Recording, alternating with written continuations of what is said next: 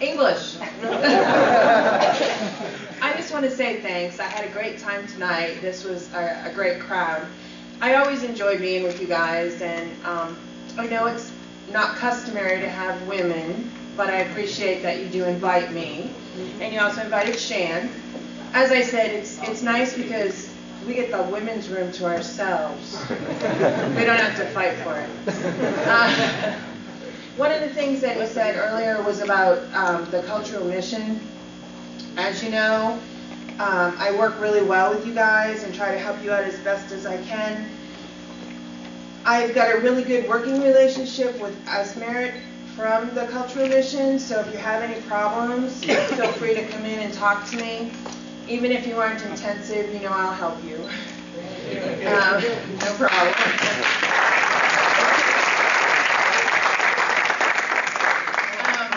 I don't really have anything prepared tonight. I already told somebody I was going to kick their butt.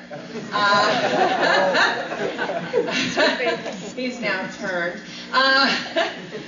Anyway, if you guys ever need anything, just give me a call. And again, thanks for inviting me here. I had a great time.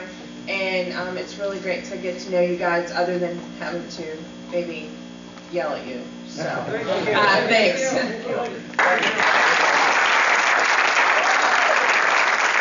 Very popular here.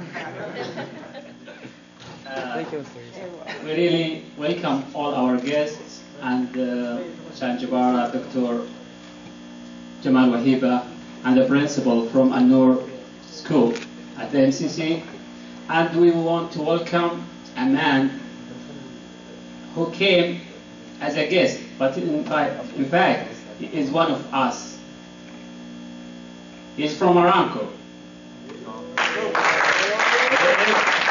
Mr. Jamal Doshi, and he's from the flight services from Aramco. He been to North Dakota.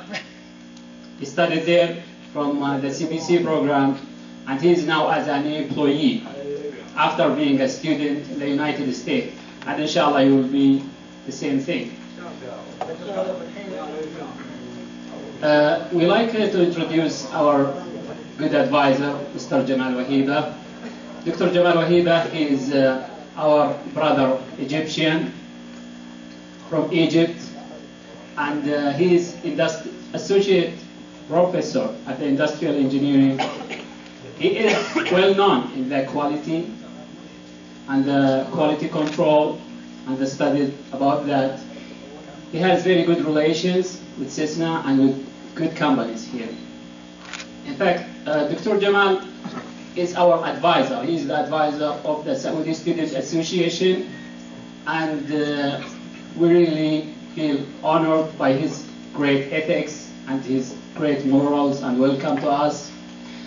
He even suggested a trip for you guys to some great companies here to see them very closely. So we welcome Dr. Jamal Wahiba, and we appreciate his coming this night.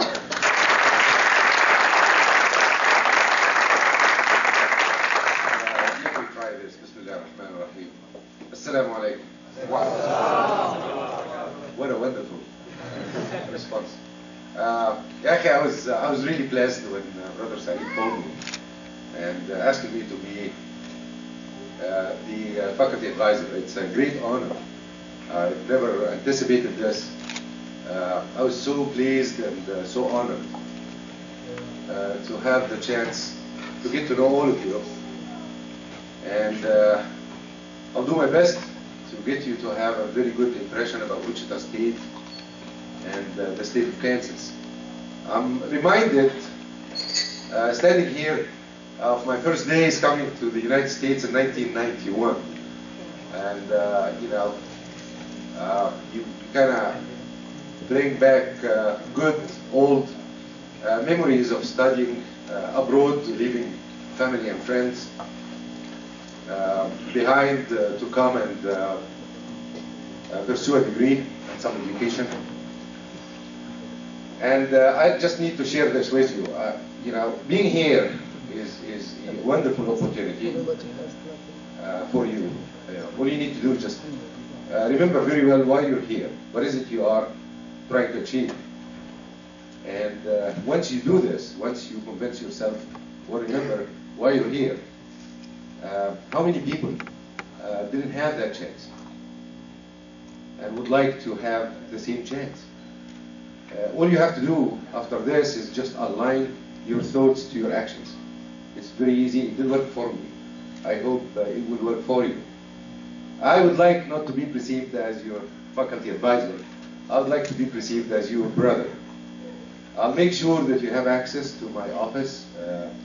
I'll leave my phone number. Anytime you would like to consult with me on any issue, anything that comes to your mind you think I can help with, I'll be honored to work with you. I told Saeed it's not really important what I would like you to do. What's really important is what you would like to do. And field trips, speakers, visits, I'll do the best I can to help you. Once you come up with an agenda, we'll make sure that you get to achieve whatever you wish for. بارك الله فيكم جميعا. Again, I'm honored to be here, and بارك الله فيكم وهداكم بكل خير. السلام عليكم.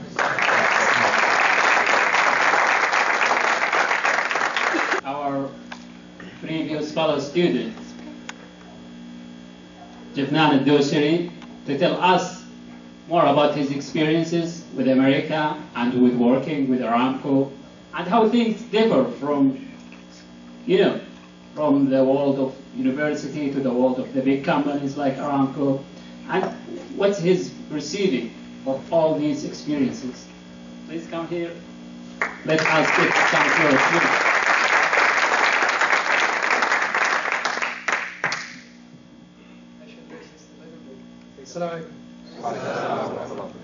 First of all, it's my pleasure to be here, especially those great guys. It's unprepared at all, and it came all of a sudden. I would like to share with you something, and always I'm at help for everyone. Try to make it brief and short. I don't want to waste your time, but I want to just share with you an experience. Just keep in mind, you are representing your country and your culture. Everywhere you go, and whenever you go, just keep in mind, that's clearly that you are talking about your culture, and you're talking about your country, and you're talking about your even family. And keep a good example, and this is my advice. First of all, I would like to share with you something. I was graduated as a mechanical engineer, or in mechanical engineering. Then I decided to continue in aerospace. Then I done with that within 6 years and a half. It was really tough and hard job, honestly speaking. But when you set a goal in your life and you decide to achieve that goal, it becomes like a piece of cake. I remember Aramco offered me a job in engineering. And it is a good job, and it was a good job at that time. Then I told them, I don't want to be an engineer, I want to be a pilot. They said, okay, let's think about it. Then they give me 3 months, and they call me back. I never give up, I want to be a pilot. That's it. And when I graduated from there, I want to be a pilot. I want to have the engineering degree as a backup, but I want to be a pilot. They offered me the job, and they sent me the offer, and they said, okay, you want to sign the offer? You will be in a job tomorrow, within 24 hours. I said, no. I refused that offer, which was like an attractive offer. They said, okay, let's think about it. Then 3 months later, they sent me an offer. They said, okay, here's the deal now. You come up to the office, sign a paper. It's like undertaking paper. You go to Amsterdam in Netherlands. There's a test for a pilot. If you did not pass that test, we will never, ever hire you as even an engineer. So I have to sacrifice. At that moment, I had to make a big decision and big step in my life.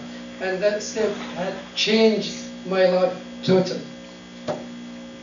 And I believe in myself. Then I said, yeah, I'm going to go for that. And I'm still keeping that paper, by the way, and I'll keep it for, inshallah, for my kids. I'm going to show them what they have done or what they did. I signed the paper, and from there, I just called my mom. I said, Mom, I'm going to exam. Just pray for me. That's it.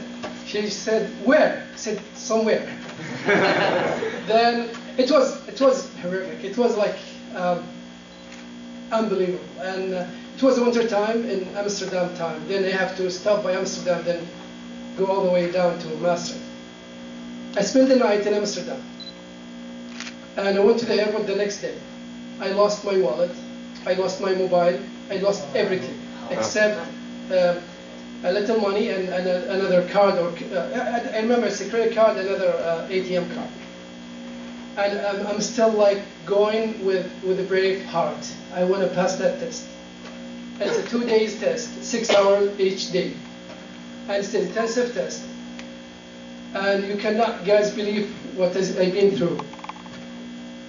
If you fail the test, and then part of the failing test is there's a camera monitoring any behavior. If you get nervous, or you misbehave, or you just like do a random movement that reflecting your psychology, there is a red light. It says fail, go out. Wow. So it was really, and part of the question, they give you the question. If you get it right from the first time, they will repeat it 12 to 15 times to make sure that this test, you made it and you corrected, and you made it by knowledge, not by chance, or just accidentally, like you guessing. Second day, I still remember a friend of mine, mobile phone, and I called him from the hotel. He was in Swiss, I believe he's in Denmark by that time. And we started talking to each other. I said, I'm in Maastricht, I'm done with my exam, I'm here for the exam. He said, okay, you know what, I'm done with my job. He was there for like kind of his business and things. And he said, okay, I'll stop by and we'll go together to somewhere.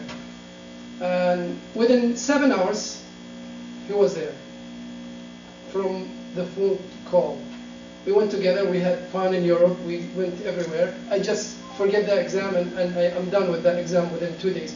The weather was cold, it was snowing there, and it was unusual environment for me as Saudi citizen. As you know, there's no snow there at all, and no cold weather, no extreme minus 020 or something like that. Then 2 weeks later I flew back, or actually 1 week, I flew back to Saudi Arabia. I was sitting with a group of people, they're a friend of mine. One of them is designated as a training coordinator. I'll make it shorter, don't worry. There's like designated coordinator, and we were in the lunchtime, and he came up and he said, all of a sudden, Mabruk. I said, what? He said, Mabruk.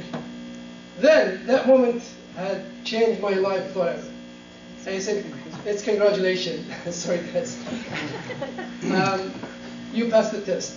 And there are 12 people within 8 months. They have been sending people for 8 months. 2 of them, me and a friend of mine, we just passed that test. The other failed in that test, unfortunately. Which is, I mean, I don't blame them because it's an unusual exam.